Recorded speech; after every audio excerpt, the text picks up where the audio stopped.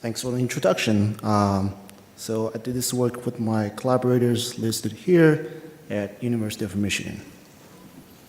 So today I'm going to present this tool named Codeon that allows software developers to asynchronously seek on-demand support from remote experts to increase their productivity. So to motivate my study, I'm going to start with a scenario. Let's say Chen, our second author, is a novice programmer, and he writes this code, which is supposed to detect the letter S in the string testing by looping through it. However, he always gets 7 found 1 as the output, and he didn't know what's wrong with the code.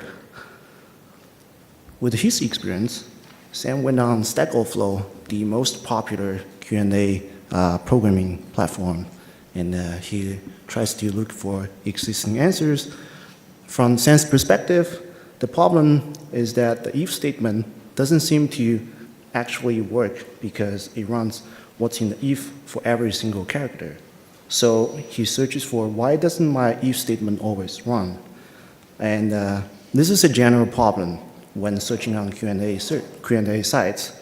You need to have a certain level of familiarity with the problem and then to even know what to search for.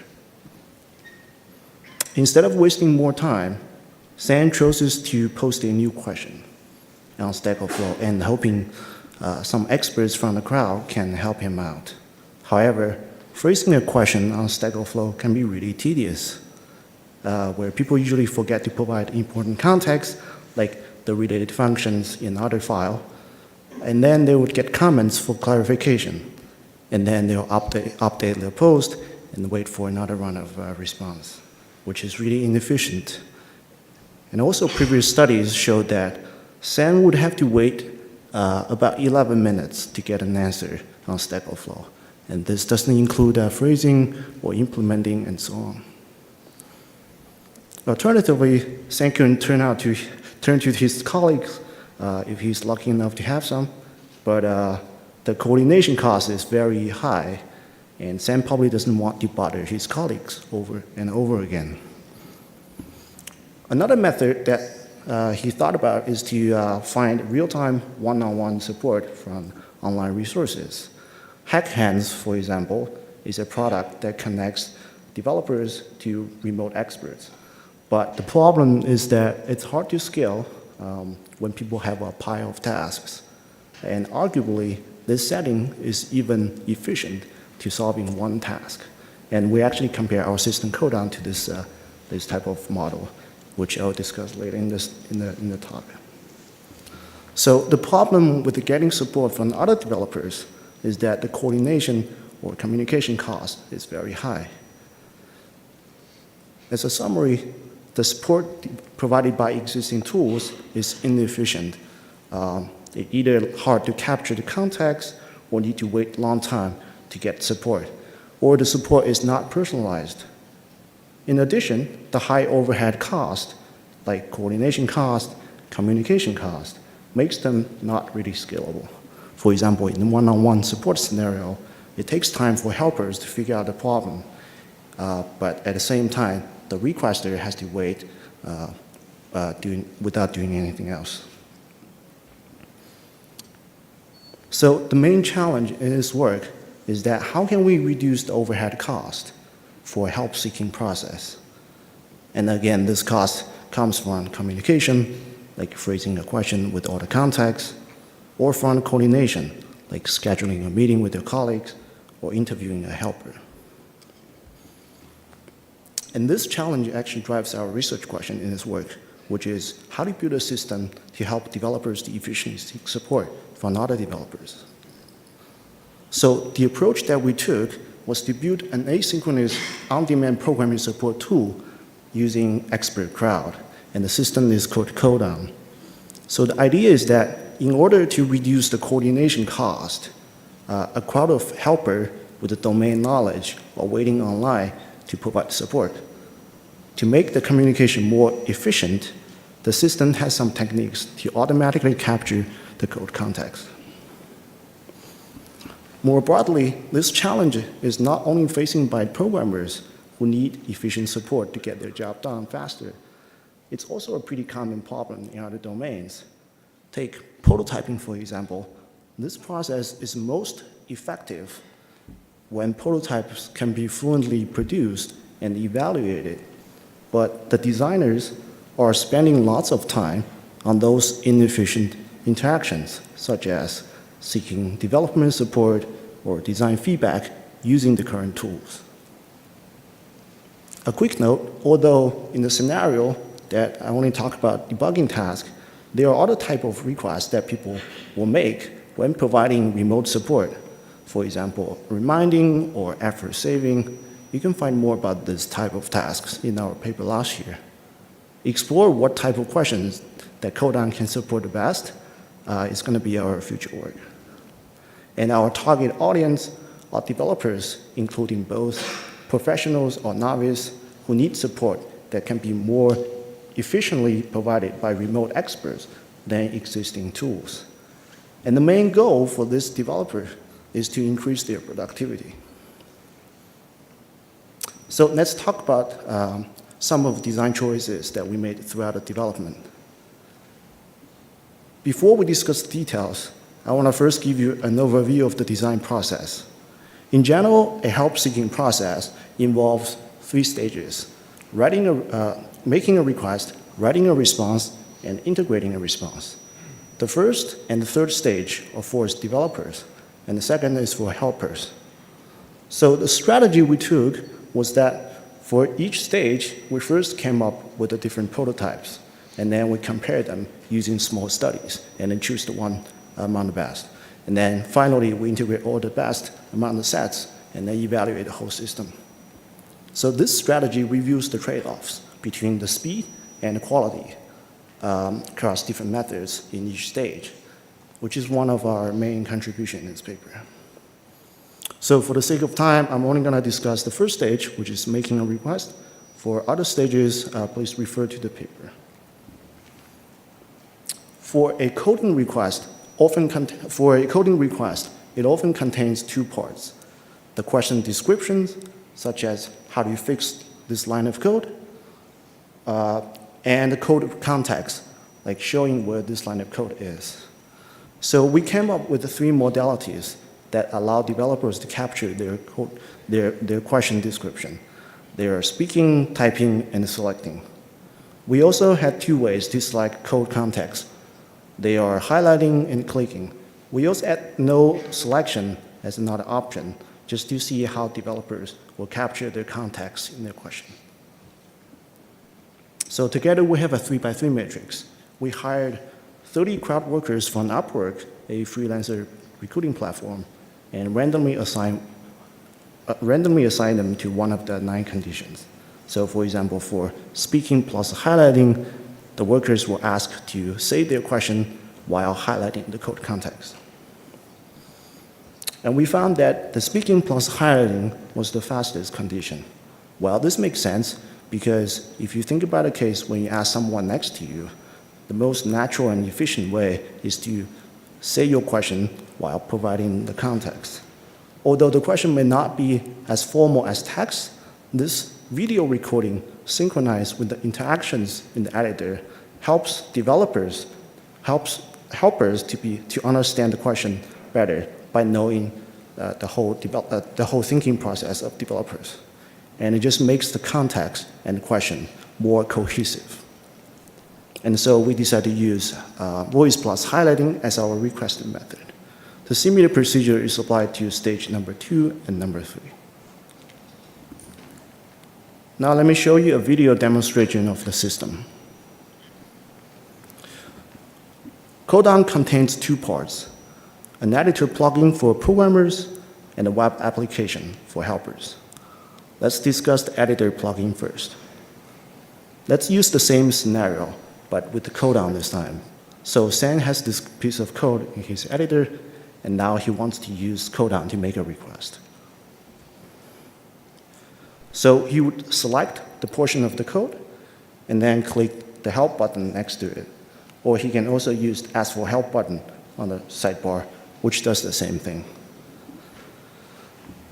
And then the system will prompt a window and ask for a request title, and then Chen would trigger the recording. During the recording, Chen could speak his request while providing the code context, and all the contexts are captured along with his voice.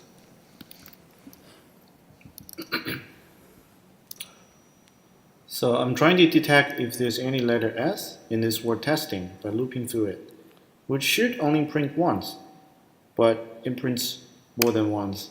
So could you help me debug this code? I still want to use the for loop, so keep the for loop. Thank you. Right. So once finished, there will be a new request showing on the sidebar, and with the related information showing on the card. Now, on the helper side, helpers could review all the requests on the website. So they can click into one of them to see the details. Listen to the request audio and watch the code context play along with it. So I'm trying to detect if there's any letter S in this word testing by looping through it, which should only print once, but it prints more than once. So could you help me debug this code? I still want to use the for loop, so After reviewing the request, helpers could provide their response in 3 different formats. They could write explanation like this, or directly modify the content.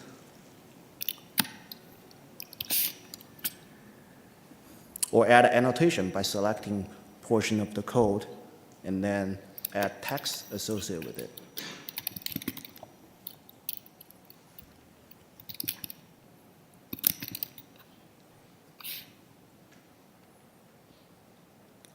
Once the response is completed, the helper can test the code and then send the answers.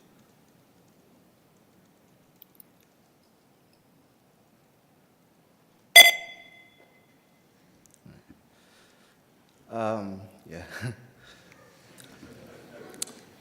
Back to programmer side. They could see the new response notification. By clicking into it, they can see the details of the response.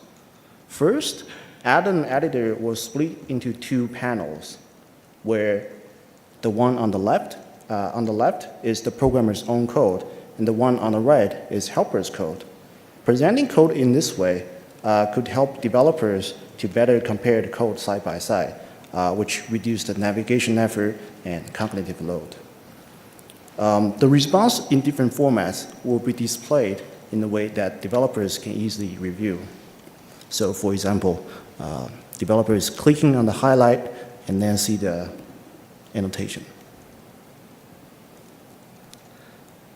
They can also toggle to see either pure helper's code or the code difference between theirs and helpers.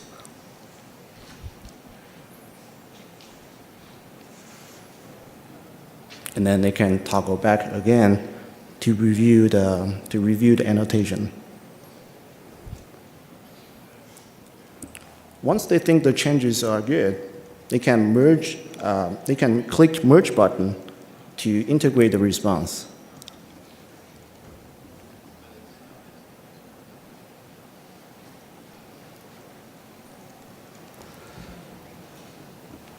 All right, so that's how the system works. And we want to know how well the system works. So we choose to compare Codeon to this sort of best case scenario, which is one-on-one remote support with the shared editor, real-time communication. And we use Skype plus CodePen, shared code editor, to simulate this system. And this is an appropriate comparison because it has no additional overhead cost, and the setting is pretty common in many situations. And we hired 12 students from our school with coding experience to be the developers, and 3 online professionals to be the helpers. Each student came into the lab, spent 30 minutes using Codeon, the other 30 minutes using the control. Each helper was randomly assigned to one of the trial, and we had 2 sets of problems, with each containing 4 tasks, and we randomized order to reduce the learning effect. Here's what we found. In Codeon session, people finish 2.2 tasks on average out of 4, and 1.3 in the control. For each completed task, they spend 10.5 minutes using Codeon, and that's 1 minute less than it is with the control. The average number of requests that they made were 1.71 in Codeon versus 2.18 in the control. Their system active time per request is roughly 2.5 minutes, which using Codeon, which is 3 minutes less than it is with the control. So why developers complete more tasks using Codeon? We unpacked the data and found a couple of patterns that may lead to this performance. First, we saw that in Codeon condition, developers often paralyze their effort by having the helpers take care of some of their work.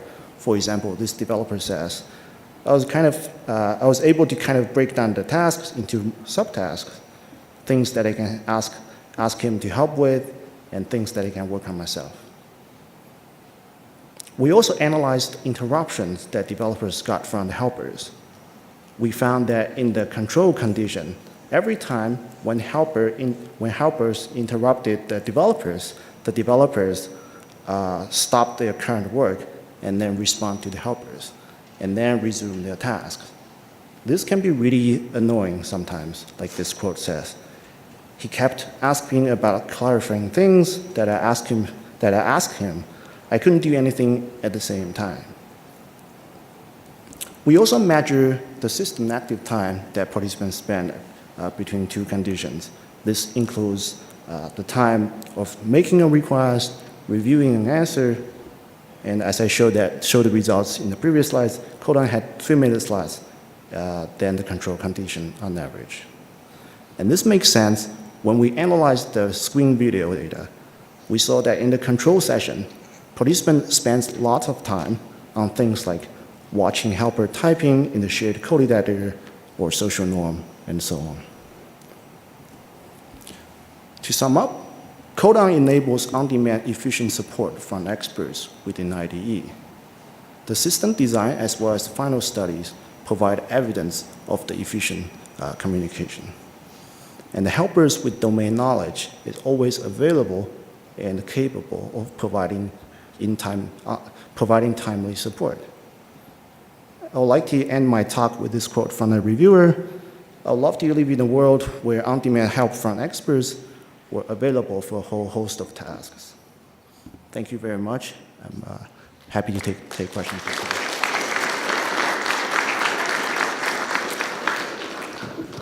Hello, I'm Peggy Chi from Google Research. Great work. I really like it. It's really code-centric and use audio as a communication.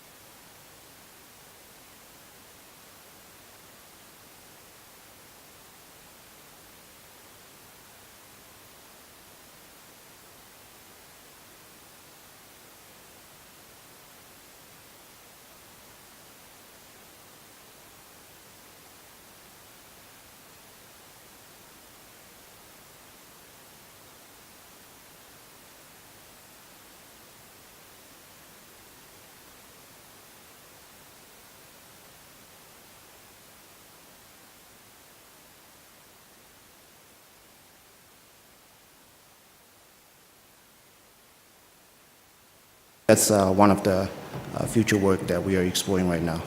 Yes, thanks. Hey, Ray Beth Carey from CMU. Really cool system, and it's really well designed. One thing I was wondering is, humans aren't perfect. So if you phrase a question badly or you ask about the wrong thing, you have a wrong idea of what's going wrong. What mitigation strategies does your tool have if a really bad request is sent out? Right. So right now we only have comments that allows helpers to write a comment and say, please clarify. So same strategy as a typical Q&A system. But definitely we see a lot of people who ask questions that's pretty vague, and it's sometimes can be like totally wrong in the wrong direction, like the example I showed it in the slides. So, but right now we only have comments, but in the future we definitely could explore more about what could be a possible solution to improve this clarification or capture more potential wrong direction signals from developers and so on. Yeah, thanks. Yeah, thanks. Hi, I'm Margaret Burnett, Oregon State. Yeah, I really like this system, and I really got the reduction in cost from the, shall we say, the consumer of help perspective. But I missed what would cause the producers of help to want to hang around and wait for help requests and send them in. So have you thought about that side of the equation yet, or? Sorry, say the question again. Okay, so when there's help, there's a producer of help and a consumer of help, right? Sure. So the developer, the one that has the problem, they're a consumer. Mm-hmm. And you've reduced the costs of consuming a great deal, so that's awesome. Sure. Now I'm thinking about the producer, the people off there with the expert advice. So what would cause them to hang around and wait for help requests to show up and contribute these things?